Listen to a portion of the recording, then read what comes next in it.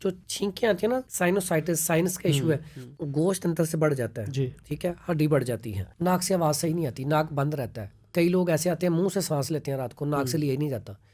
سادہ سا علاج ہے زیتون کا تیل لیں جی ایسے لوگ جن کو خراٹے بہت آتے ہیں زیتون کا تیل لے کے نا دونوں سائڈوں پہ ایک ایک قطرہ ڈال لیا کریں رات کو ٹھیک ہے یہ خراٹوں کا علاج بھی ہے سائنس کا بھی ہے لیکن اس کے بھی بڑھ کے بتا رہا ہوں اگر آپ کا ناک بہت بند رہتا ہے چھینکیں بہت آتی ہیں کچھ دن یہ عمل کرنا ہے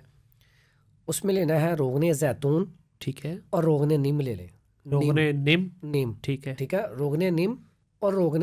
زیتون تینوں کو مکس کر لیں اس کے فائدے گنے آپ کا ناک کا گوشت بڑا ہوا ہے آپ کو سانس اچھے طریقے سے نہیں آتا آپ کو چھینکیں ہیں آپ کو مرگی کے دورے پڑتے ہیں ٹھیک ہے آپ کو ناک سے ریلیٹڈ کوئی بھی مسئلہ ہے ٹھیک ہے اندر کیڑے ہیں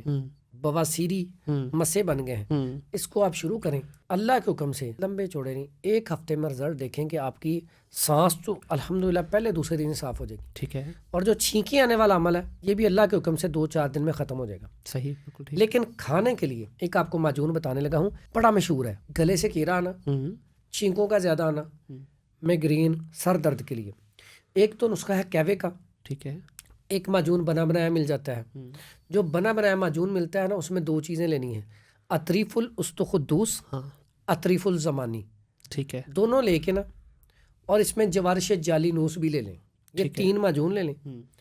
اطریف الاستخدوس صبح شام آدھا چمچ چھوٹا والا صحیح اطریف الزمانی رات کو آدھا چمچ چھوٹا والا جوارش جعلی نوس آدھا چمچ رات کو چھوٹا والا ٹھیک ہے اللہ کے حکم سے چھینکیں اگلے دن سے نہیں آئیں گی صحیح کیوا کون سا اس میں جو میگرین کے درد کو بھی روکے اور ساتھ چھینکوں کو بھی روکے صحیح ٹھیک ہے اس کے لیے بڑا سادہ سا نسخہ ہے دھنیا لے لیں آدھا چمچ استخدوس کے پھول لے لیں آدھا چمچ اور کالی مرچ لے لیں 3-4 دانے ٹھیک ہے اس کا قہوہ بنائیں صبح جب سورج نکلنے لگے نا اس سے پہلے یہ ایک کپ قہوے کا پی لیں اور لمبا چوڑا نہیں 1 ہفتہ پی لیں جتنا مرضی پرانا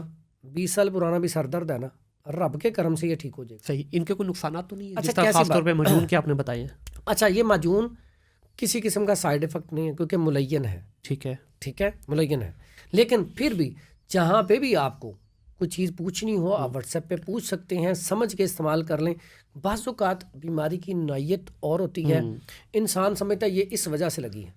جیسے آنتوں کی انفیکشن کا پیشنٹ بہت آتا ہے اب آنتوں کی انفیکشن ہے کس وجہ سے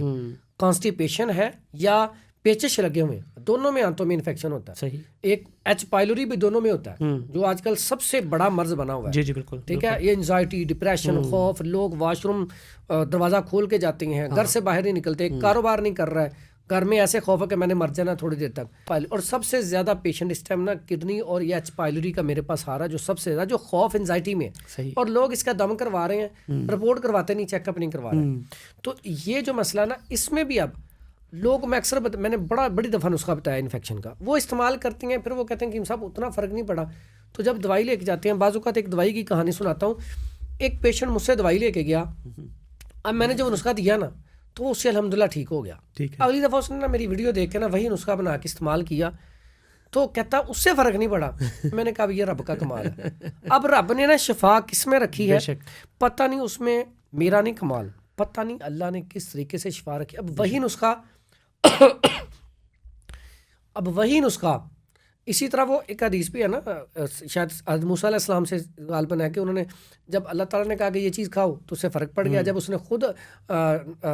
اللہ علیہ وسلم نے کھائی تو وہ نہیں فرق پڑا تو مقصد کہنے کا یہ کہ ہر چیز میں کوئی حکمت ہوتی ہے بالکل وہ کہا بھی جاتا ہے نا کہ ہاتھ میں شفا ہے بس بات یہ دوائی تو سیم ہی ہے بس تو یہاں پہ یہ تھوڑا سا لحاظ رکھیں جیسے آپ نے بات پوچھی نا یہ کہوا یہ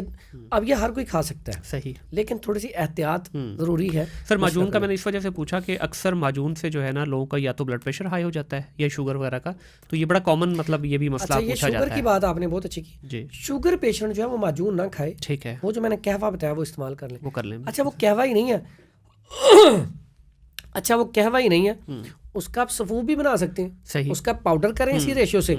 کیپسول بھر لیں وہ کیپسول کھا لیں اتنا ہی فرق پڑے گا بعض اوقات نزلے والے آتے ہیں ناک بند ہوا ہے ناک ہی نہیں کھل رہا اب اس میں کیا ہم چیخیں خود لاتے ہیں ایک بندے کا ناک ہر چیز بند ہو گیا تو وہ جام ہو گیا اس کا سر بھاری ہو گیا پھر ہم اس کے لیے ایک نسوار بتاتے ہیں ایک تو نسوار ہوتی ہے نا پٹھانوں والی یہاں پہ ہم بتاتے ہیں گیرو لے لیں 90 گرام اور 10 گرام پنکی نام سے نا ایک ملتی ہے, وہ بالکل چھوٹے چھوٹے دانے ہوتے ہیں, ٹھیک ہے, دونوں چیزوں کا پاؤڈر کریں, ایسے یہاں پہ رکھ کے سونگیں. اس سے کیا ہوگا, فوری طور پہ آپ کو ناک سے پانی جاری ہو جائے گا, چھینکیں آئیں گی, آپ کا ریشہ روشہ سارا باہر, فوراً طبیعت ٹھیک ہو جائے گی.